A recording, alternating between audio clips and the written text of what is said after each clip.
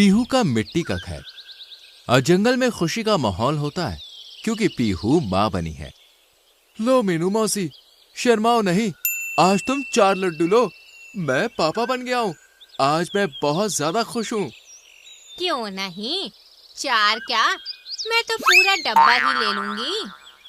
अरे वाह मौसी, तुम डब्बा ले लोगी तो बाकी लोग क्या खाएंगे? माना आपको लड्डू पसंद है, लेकिन दूसरों को भी उतने ही पसंद है, तो सबकी बारी आने दो। चिंता मत करो टिंकू, सबके लिए है, तुम आराम से खाओ। भोला सबको लड्डू बांटता है और 2 दिन बाद एक बड़ी पार्टी देता है जिसमें पूरा जंगल शामिल होता है। कैसी है पीहू? बिल्कुल ठीक मौसी, अंदर आओ। वाह पीहू, मानना पड़ेगा, भोला जी ने क्या इंतजाम किया है। चारों तरफ झालरें, जलसा कर दिया भोला भैया ने तो। अरे भाई, अभी जलसा नहीं करूंगा तो कब करूंगा? आज खुशी का दिन है, तो सब नाचो गाओ और जमकर खाओ। सब लोग जश्न का मजा लेते हैं। पीहू और भोला बेहद खुश होते हैं। इतने में एंट्री होती है लाला चाचा की। अरे लाला चाचा, कैसे हैं आप? मुझे तो लगा था आप आएंगे ही नहीं।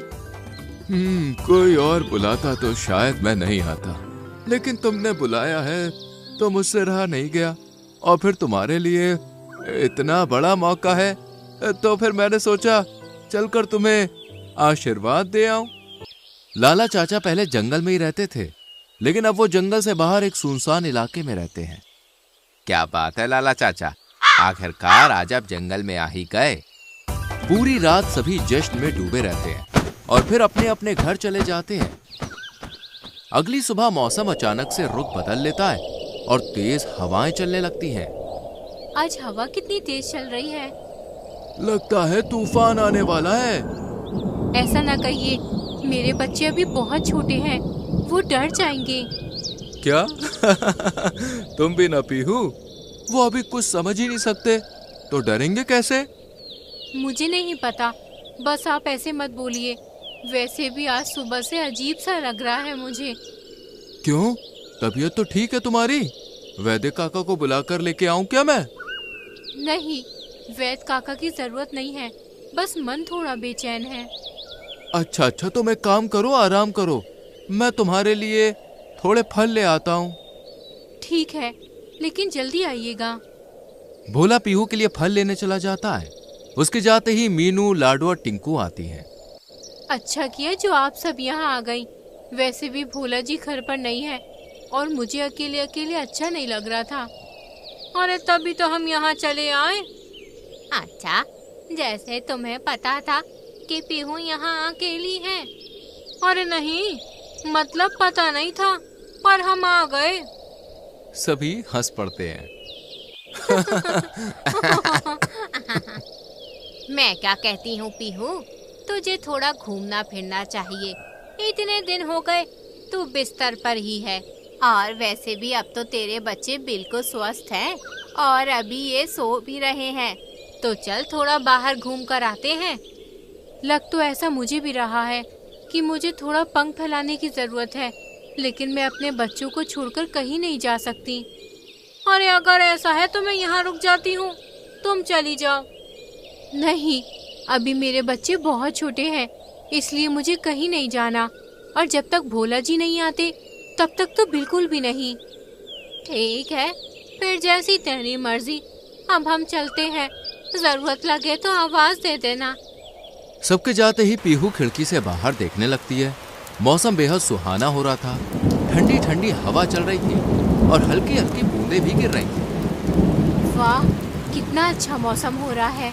काश भोला जी घर पर होते तो मैं भी बाहर घूम आती, पर कोई बात नहीं, मेरे बच्चों से बढ़कर थोड़ी ना है ये मौसम। पीहू मन मार कर रह जाती है, मगर तभी उसकी नजर बाहर उड़ रहे शिकारी पक्षी पर पड़ती है, जो पंजे में शिकार दबाए एक पेड़ पर बैठ जाता है। रोज रोज ये बासी मांस खाकर मेरे तो मुंह का टेस्ट ही बिगड़ गया। काश आज कोई ताजा भोजन मिल जाए तो मजा ही आ जाएगा। पीहू अभी भी खिड़की पर थी। वो अंदर जाती है और अपने बच्चों को दूसरी जगह रखती है ताकि सफेदू की नजर उन पर ना पड़े, लेकिन सफेदू बच्चों को देख लेता है। अरे वाह, मुझे नहीं पता था कि आज ऊपर वाला मुझ पर इतना मेहरबान है। आज तो जिंदगी भर का खाना मांगा होता तो शायद वो भी मिल जाता। चलो आज इन ताजे चूजों को अपना भोजन बनाता हूँ मैं। सफेदू बाज पीहू के घर की तरफ बढ़ने लगता है। पीहू उसे देख लेती है और खिड़की दरवाजे अंदर से बंद कर लेती है। अरे नहीं, ये तो यहीं आ रहा है। भोला जी भी घर पर नहीं है, सामने कालू भैया भी नहीं है। क्या करूं? अरे क्या करूं, कुछ समझ नहीं आ रहा। इतने में बाहर सफेदू दरवाजा खोलने की कोशिश करता है। अरे अरे दरवाजा लगा लिया। कोई बात नहीं, मेरी मजबूत और नुकीली चोंच कब काम आएगी आखिर। सफेदू छत पर चोंच मारता है और एक ही चोंच में छेद हो जाता है। अरे वाह, ये घर तो इतना कमजोर लगता है कि किस्मत आज मेरे साथ है मानो। चल सफेदो, कर दे इस घर और इन चूसों का काम तमाम। नहीं, रुक जाओ। अगर मेरे बच्चों की तरफ बढ़े तो मुझसे बुरा कोई नहीं होगा। माफ करना, लेकिन मैं बहुत भूखा हूँ और मेरी माँ कहती थी कि कभी भी भूखा नहीं रहना चाहिए। भूख लगे तो तुरंत खाना खा लेना चाहिए। सफेदू एक के बाद एक कई चोंच मारकर पीहू के घर की पूरी छत उखाड़कर फेंक। अब उसके सामने पीहू और उसके 2 बच्चे थे। वैसे तो मैं तुम्हें खाता ताकि पूरे दिन का काम हो जाए, मगर इन नन्हे चूजों को देखकर मेरे मुंह में पानी आ रहा है। इसलिए आज तो मैं इन्हें ही खाऊंगा। खबरदार, दूर रहो। छोड़ दो मेरे बच्चों को। तुम्हें खाना ही है तो मुझे खा लो, पर मेरे बच्चों को छोड़ दो। कितनी भोली हो तुम, या शायद बहरी। अभी अभी मैंने कहा, तुमने शायद मेरी बात को सुना नहीं, है ना? इन चूजों को देखकर मेरे मुंह में पानी आ रहा है, इसलिए अब तुम जरा साइड हो जाओ। बचाओ, कोई है? रुको रुको, मुझे चले जाने दो, फिर चिल्ला लेना। सफेदू पीहू पर हमला करता है और उसे दूर गिरा देता है। इसके बाद वो उसके दोनों बच्चों को उठाता है और आसमान में लेकर उड़ जाता है। नहीं, रुक जाओ। मौसी, लाडो, टिंकू, कोई मेरी मदद करो, बचाओ मेरे बच्चों को। पीहू की आवाज सुनकर सभी दौड़े दौड़े आते हैं और घायल पीहू को देखकर परेशान हो जाते हैं। क्या हुआ पीहू, क्यों चिल्ला रही है? और ये तेरा घर, और तुझे इतनी चोट कैसे लगी? मेरे बच्चों को ले गया वो मौसी, मेरे बच्चों को ले गया। कोई उन्हें बचा लो, मैं तो उठ भी नहीं पा रही हूँ। सब पीहू को उठाते हैं और उसके बच्चों को ढूंढने निकल पड़ते हैं। पीहू घायल होने के बाद भी अपने बच्चों को ढूंढने के लिए जाती है। क्या हुआ, आप सब लोग कहाँ जा रहे हैं? वो हमारे बच्चों को ले गया भोला जी, वो हमारे बच्चों को ले गया। कौन? क्या हुआ? अरे सही से बताओ तो। मीनू मौसी भोला को पूरी बात बताती है और भोला भी रो पड़ता है। ऐसा नहीं हो सकता, जल्दी से ढूंढिए, शायद वो शिकारी कहीं मिल जाए। सब लोग बच्चों को पूरे जंगल में ढूंढने जाते हैं। दिन से शाम और शाम से रात हो जाती है, लेकिन पीहू के बच्चे कहीं नहीं मिलते। पीहू और भोला का रो रो के बुरा हाल हो जाता है। ना जाने वो कलमुहा कहाँ मर गया, मेरी हाय लगेगी उसे। तू चिंता मत कर पीहू, तेरे बच्चे मिल जाएंगे। क्यों झूठा दिलासा देती हूँ मौसी, मैं जानती हूँ अब तक तो वो शिकारी उन्हें निगल गया होगा। सभी उन्हें संभालने की कोशिश करते हैं। और इनका घर तो टूट गया है और मौसम भी कुछ ठीक नहीं है, ऐसे में ये रहेंगे कहाँ? कोई बात नहीं, मैं अकेला रहता हूँ, तो ये दोनों मेरे साथ रह लेंगे। कालू पीहू और भोला को अपने साथ ले जाता है। रात भर तेज बारिश होती है, मगर पीहू को नींद ही नहीं आ रही थी। वो पूरी रात अपने टूटे हुए घर को देखती है और अगली सुबह। तुम थोड़ा आराम कर लो पीहू, अब जो हो गया उसे बदला तो नहीं जा सकता ना। ये सब हमारे इस कमजोर घर की गलती है। उसने एक चोंच मारी और छत में छेद हो गया। 3-4 चोंच में तो पूरी छत उखड़ गई। मैंने तुमसे कहा था कि घर को मजबूत बना लो, मगर तुमने मेरी एक नहीं सुनी। मुझे माफ कर दो, सारी मेरी ही गलती है। भोला का चेहरा उतर जाता है और वो अपने घर की मरम्मत करने लग जाता है। रुक जाओ, अब इस घर को मैं बनाऊंगी, तुम नहीं। पीहू तुरंत ही लाला चाचा के पास जाती है। मुझे सब पता है पीहू कि तुम्हारे साथ क्या हुआ, मगर तुम मुझसे क्या मदद चाहती हो? चाचा, मुझे एक ऐसा घर बनाना है जो आंधी, तूफान, बारिश, ओले हर मौसम में मजबूती के साथ खड़ा रहे, ताकि भविष्य में कोई शिकारी मेरे घर की तरफ आंख उठाकर भी न देखे। ऐसा है तो तुम मिट्टी का घर बनाओ। मजाक मत करो चाचा, मिट्टी का घर भला मजबूत कैसे होगा? अरे यही तो भ्रम है, किसी को भी नहीं पता कि सबसे मजबूत घर मिट्टी का ही होता है। तुम्हें इसके लिए मिट्टी, भूसा, गोबर, रेत और नीम की पत्तियां लेनी है। इन सबको मिलाकर एक थोड़ा सा उसमें चूना मिलाना और फिर अपना घर बनाना। फिर देखना पीहू, तुम्हारा घर कितना मजबूत बनता है। लेकिन आपको ये सब कैसे पता?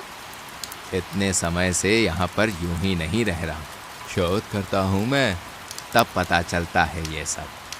पीहू तुरंत ही निकल पड़ती है और सामान इकट्ठा करने लगती है, मगर हल्की हल्की बारिश अभी भी हो रही थी। ये तुम क्या कर रही हो? घर बना रही हूँ, मजबूत। माफ करना पीहू, लेकिन मिट्टी का घर बना रही हो क्या? हाँ। ये सुनते ही कालू जोर से हंस पड़ा। देखो, बुरा मत मानना, लेकिन जोक बढ़िया था। अरे मिट्टी का घर मजबूत कैसे हो सकता है? ये जो बारिश हो रही है ना, देखना इसी में ढह जाएगा ये। पीहू कुछ बोलती नहीं है, वो बस अपने काम में लगी रहती है। शाम होते ही बारिश थम जाती है और पीहू सारा सामान तब तक इकट्ठा कर चुकी थी और अब वो अपना घर बनाना शुरू कर देती है। तुम क्यों नहीं समझती पीहू, मिट्टी का घर बहुत ज्यादा कमजोर होता है। मुझे मेरा काम करने दो। पीहू लगातार काम करती रहती है और बाकी पशु पक्षी आकर उसका मजाक उड़ाते हैं। अरे मुझे तो लगता है पीहू को वैद्य जी को दिखाना चाहिए। बच्चे खोने का सदमा उसके दिमाग पर लगा है, इसलिए ऐसी बहकी हरकतें कर रही है। तो क्या मैं वैद्य जी को बुला लाऊं? चुप करो तुम दोनों। पीहू, ये पागलपंती बंद कर दे अब। देख मौसम कितना खराब हो रहा है, तबीयत खराब हो जाएगी तेरी। मुझे मेरा काम करने दो मौसी, अभी बस 2 दीवारें बची हैं। सब उसका मजाक उड़ाकर वहां से चले जाते हैं। क्यों हमारा मजाक बनवा रही हो तुम? पूरा जंगल हंस रहा है तुम्हारे ऊपर। अरे अब बंद करो ये सब। बस 2 दीवार बची है, बोला ना। तुम भी जाओ और सबके साथ हंसो, मुझे मेरा काम करने दो।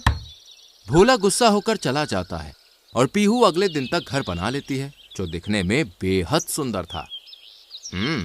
दिखने में तो सुंदर है, लेकिन देखना हल्की सी बारिश में ढह जाएगा ये। पीहू कोई जवाब दिए बिना ही अंदर चली जाती है। भोला भी घर के अंदर चला जाता है और रात होते ही दोनों सो जाते हैं। मगर आधी रात को मौसम अचानक करवट बदल लेता है। तूफान और आंधी के साथ ओले गिरने लगते हैं और एक एक करके सब घर गिरने लग जाते हैं। टिंकू जल्दी बाहर निकल, लगता है हमारा घर गिरने वाला है। अरे भागो दीदी, सोच क्या रही हो? दोनों बाहर भाग आती हैं, जहां मोटे मोटे ओले गिर रहे थे। इनसे बचने के लिए वो एक पेड़ की डाल पर बैठ जाती हैं। वहीं कालू और लाडो का भी घर गिर जाता है और वो मदद के लिए चिल्लाते हैं। पीहू, तुम्हें कुछ आवाज आ रही है क्या? हाँ, आ तो रही है। लगता है बाहर कुछ हो रहा है, जरा खिड़की खोल कर देखो। भोला ने जैसे ही खिड़की खोली तो बाहर का नजारा देखकर वो हक्का बक्का रह गया। सभी पक्षियों के घर तहस नहस हो चुके थे और सब मदद के लिए चिल्ला रहे थे। पीहू, ये देखो क्या हो गया, चारों तरफ ओले गिर रहे हैं और सबके घर गिर गए हैं, लेकिन हमारा घर नहीं गिरा। ये तो चमत्कार हो गया, हमारा मिट्टी का घर इतना मजबूत है। अब यकीन हुआ ना?